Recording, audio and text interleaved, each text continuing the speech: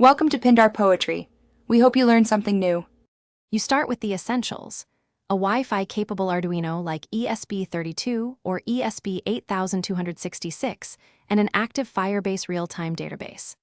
Once you have those, open Arduino IDE and install the board package plus the Firebase Arduino library so the code can talk to Google's backend. Next, create a Firebase project, add a real-time database, and set rules to allow your device during testing. Then copy the database URL and server key. You'll paste those into your sketch to authenticate and target the right path.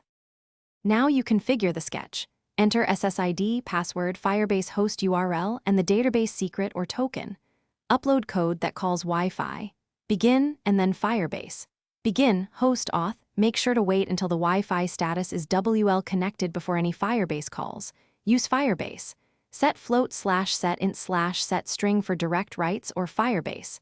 Push JSON for structured nodes. Once connected, implement reconnect logic and check Firebase.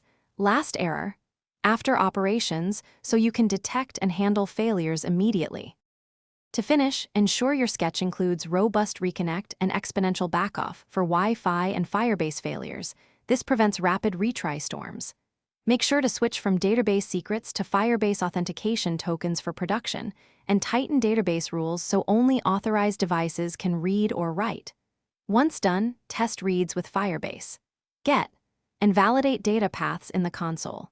If things go wrong, check Firebase. Last error, for HTTP or auth codes, that single check usually points to misconfigured rules, wrong host URL, or... Thanks for watching. Consider subscribing if we helped you.